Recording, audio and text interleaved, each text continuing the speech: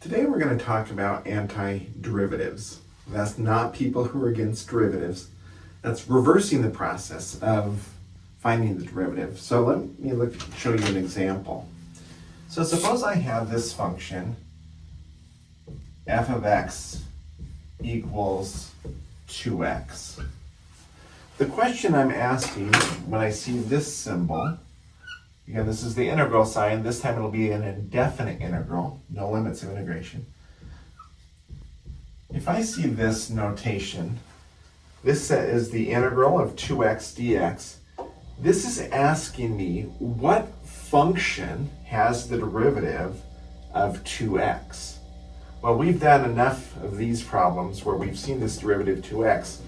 We know that the function x squared has the derivative of 2x. If we don't remember that, we can simply look at this function here, find its derivative using the power rule, and of course it's 2x. But are there other functions besides this one that have the derivative 2x? Well, there are. So for example, let's look at this one.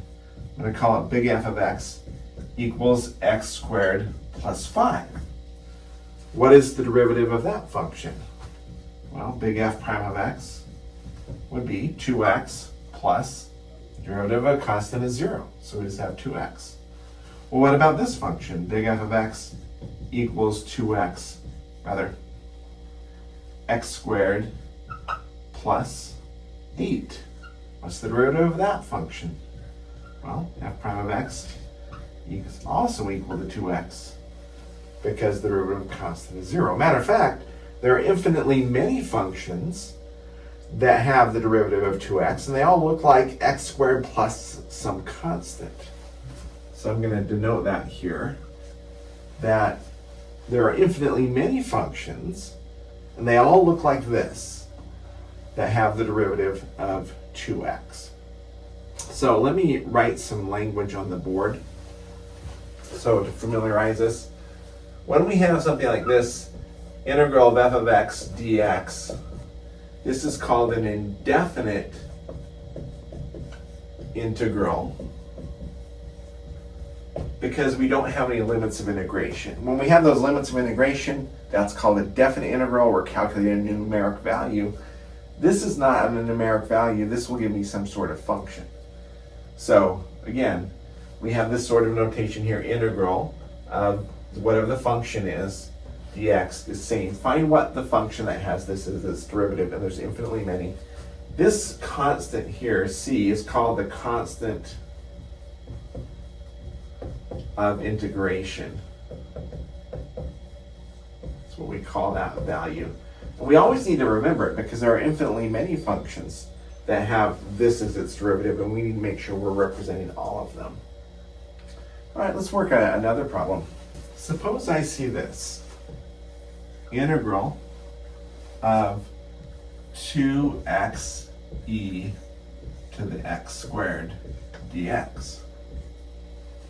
So this is asking me what function has the derivative of 2x e to the x squared. Well, initially this looks pretty complicated, but if we think through things, it won't be so bad. We observe that this exponent of x squared has the derivative of 2x. This is making me think chain rule. Oh, this is something of the form e to some function, then here's the derivative of that function. Let me just guess this, and let's see if this would work, and we can check it. So I'm going to guess that my big F of x, this is the antiderivative function. Let me just guess and see if it's e to the x squared plus some constant. So that's going to be my guess. But I can check it. What's really cool about all of these is I'm guessing what I think the original function is, whose derivative is this, but I can check it by finding the derivative. So big F prime of x, let's see what this says. The derivative of e to the x squared is going to be e to the x squared times the derivative of that exponent by the chain rule. Well, the derivative of x squared we just saw a moment ago is 2x. The derivative constant is 0. So here's the derivative of this function, of wherever it is, of this function, this is its derivative. Well, if I just reorder things, 2x e to the x squared, I have the integrand that was right here. So yes, this is in fact the function whose derivative is 2x e to the x squared. So what we're going to want to practice is our skill in recognizing when we look at something that it's the derivative of another function, and look for those patterns, typically where you see the derivative of, say, an exponent shows up in the problem. We will ultimately be developing a whole bunch of rules, just like we did all those derivative rules. We'll have the antiderivative rules, which we're going to be developing. But conceptually, right now, I want you to kind of practice being able to see what the derivative was, and then work it backwards and try to conceptually see that kind of going backwards without memorizing any rules at this point. Again, what's really nice about all of these is you can always check your work by finding the derivative of what you think the result was. So that's an example. So on the worksheet that I provided for you, I have you find the derivative of a function. Then I give you another function and have you find its antiderivative. So going back the other direction. So I want you to become comfortable with both processes, the derivative process, and then reversing that process and going back to the antiderivative. So let me ask you this in general.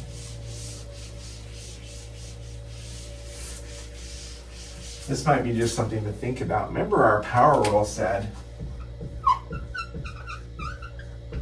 this is the power rule for derivatives.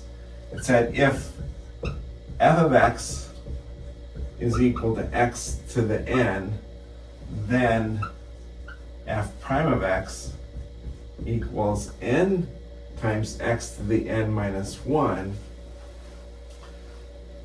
So if you see something like this, if it looks like this, you know how to get back there to this. So let me show you an example of that. So if I got the integral of 3x squared. Well, a couple things I noticed. I noticed that this value in front, 3, is 1 more than 2. Or in other words, the 2 is 1 less than 3. Well, that kind of matches this pattern here. So here is this value was 3. 3 minus 1 is 2. This is of that pattern. Let me go ahead and add my dx there. So I know that I'm trying to find the function who has this as its derivative. Well, it follows this pattern here. So I know the original function must look like that. So that is x to the 3 plus our constant. Let's check it out. See if that's right. What's the derivative of x cubed? Well, surely it's 3x squared. Yeah, that worked. So as you're working the problems, watch out for this sort of situation where you see this thing show up, because you know what its antiderivative will be x to the n. Again, we're not memorizing the rules yet, but just watch for those things. And again, check your work. Find the derivative, and if it's off, tweak it and make that adjustment. All right, let me just do another one a little bit like this, and let's just see. What if I just had plain old x squared dx? Well, that's similar to this, but not quite, right? So what does this mean? What function has the derivative of x squared? Well, what if I look at this like this? 1/3 times 3x squared dx. Because I know the antiderivative of this function right here, the 3x squared, because we just did it. That was x cubed. Well, would that be 1/3 times x cubed plus a constant? Let's just see. What's the derivative of this? The 3 times the 1/3, that'll just give me 1. The new exponent will be 2, so just give me x squared plus the constant. So yeah, this function does have x squared as its derivative. So you can reason through it that way. If it's not perfect, but it looks close, just make it be what it needs to be, like I did here, and put the constant out there in front. That'll counteract that. So, all right, hopefully that'll give you something to work on as you dive into the worksheet.